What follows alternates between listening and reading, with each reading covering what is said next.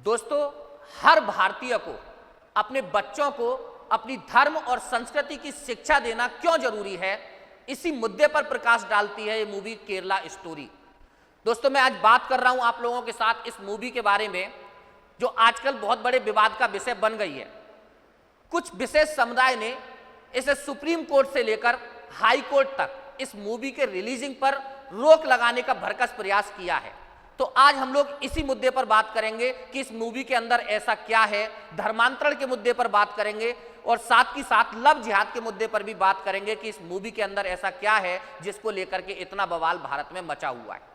दोस्तों, अगर मैं बात करूं इस मूवी के डायरेक्टर की, तो इस मूवी का डायरेक्टर सुदीप्तो सेन और इस मूवी में जो मुख्य अभिनेत्री हैं उनका नाम है अदा शर्मा।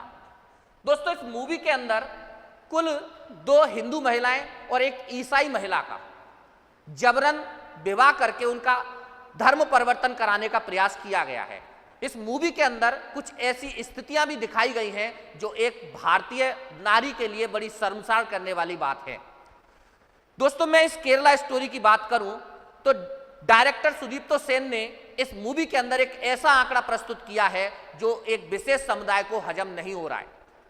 डायरेक्टर सुदीप्तो सेन ने इस मूवी के अंदर बताया है कि अकेले केरल राज्य के अंदर ही 32,000 हिंदू महिलाओं को जबरन विवाह करके उनका धर्मांतरण कराने का कार्य किया गया है।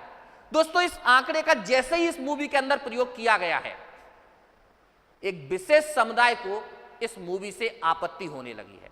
उनका कहना है कि यह मूवी पूरे तरीके से काल्पनिक है और काल्पनिक होने के साथ साथ इस विशेष समुदाय के खिलाफ लोगों में नफरत फैलाने की भावना प्रेरित करेगी और इस आधार पर यह जो विशेष समुदाय है, यह विशेष समुदाय इस मूवी पर रोक लगाने के लिए सुप्रीम कोर्ट तक में पहुंचा है।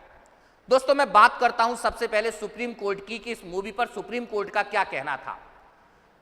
इस मूवी पर रोक लगाने के लिए सीनियर एडवोकेट, जैसे कि आप लोग देख पा रहे हैं, कपिल सिब्बल और उस कपिल सिब्बल के साथ साथ एडवोकेट निजाम पासा ने सुप्रीम कोर्ट के अंदर याचिका दायर की और इन दोनों वकील का यह कहना है कि यह जो मूवी है ये समाज में नफरत फैलाने का काम करेगी और साथ ही साथ इसका जो ऑडियो है वो बहुत दुष्प्रचार करेगा। यानी इन दोनों जो भारत के सबसे ज्यादा, या मैं कहूं सबसे ज्यादा विख्यात, या साथ ही साथ आप ये कह सकते हो ऐसे मामलों में ज्यादातर हवा देने वाले एडवोकेट की मैं बात करूं तो इनका यह कहना है कि ये जो मूवी है ये समाज में नफरत फैलाने का काम करेगी। लेकिन दोस्तों, सुप्रीम कोर्ट ने इस पर जो टिप्पणी की वो बड़ी सुनने लायक थी। सुप्रीम कोर्ट ने कहा कि इस मूवी में ऐसा कुछ भी नहीं है जो सुप्रीम कोर्ट इस पर सुनवाई करे। यानी सुप्रीम कोर्ट ने साफ साफ कहा कि इस मूवी के अंदर ऐसा कुछ भी नहीं है जो इस पर सुप्रीम कोर्ट अपना समय खराब करे। सुप्रीम कोर्ट ने इन वकील महोदय को साफ साफ कहा कि यह मामला यह मामला केरल हाई कोर्ट के अंदर सुनवाई किया जाना चाहिए। और साथ ही साथ सुप्रीम कोर्ट ने कहा कि ये जो मामला है हम केरल हाई कोर्ट से एक बार याचना करते हैं कि वो इस मामले की सुनवाई करें। दोस्तों, उससे भी महत्वपूर्ण बात मैं आपको बताता हूं कि जो केरल हाई कोर्ट है, उस केरल हाई कोर्ट का यह कहना था कि इस मूवी के अंदर ऐसा कुछ भी नहीं है जिससे इस पर रोक लगाई जाए। दोस्तों, जब न्यायिक तौर पर यह विशेष समुदाय इस मूवी को रिलीज करने से नहीं रोक सका तो इसने दूसरे तरीके से डायरेक्टर सुदीप्तो सेन पर दबाव बनाने का प्रयास किया। जानते हैं कि डायरेक्टर सुदीप्तो सेन के साथ इन्होंने क्या प्रयास किया। दोस्तों, इस संगठन है जमीयत उलेमा ए हिंद। यह केरल का एक बहुत ही प्रसिद्ध और एक विशेष समुदाय से संबंधित संगठन है। इस संगठन ने डायरेक्टर सुदीप्तो सेन के ऊपर दबाव बनाया कि वो इस मूवी के अंदर एक डिस्क्लेमर ऐड करें और डिस्क्लेमर इस बात का ऐड करें कि इस मूवी का वास्तविकता से कोई लेना देना नहीं है। लेकिन डायरेक्टर सुदीप्तो सेन उससे भी एक कदम आगे जाकर के बोले कि जब हाई कोर्ट को इस बात पर कोई आपत्ति नहीं है कि इस पिक्चर के अंदर ऐसा कुछ भी है जो नफरत फैलाने का काम करेगा, तो ऐसा डिस्क्लेमर जोड़ने की कोई आवश्यकता भी नहीं है। दोस्तों, अगर मैं इस मूवी के अंदर बात करूं तो ये लव जिहाद केरल तक का ही मामला नहीं है। आप अगर अपने पूरे भारत में नजर दौड़ाएंगे तो आपको पता चलेगा कि पिछले साल आपको श्रद्धा की याद होगी, श्रद्धा इसी तरीके से लव जिहाद का शिकार हुई थी।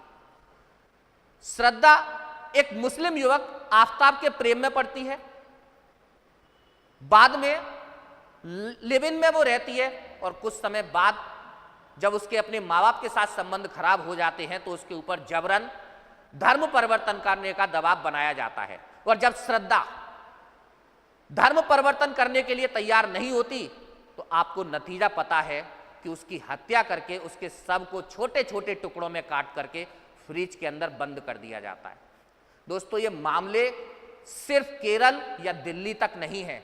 मैंने भारत के कई सारे राज्यों से आंकड़े इकट्ठे किए हैं और जब आप लोगों के सामने आया हूं, ये जो आंकड़े मैं आपके सामने प्रस्तुत कर रहा हूं, ये आधिकारिक तौर पर आंकड़े हैं जिनको आप किसी भी एक विश्वसनीय समाचार एजेंसी से पुष्ट कर सकते हैं।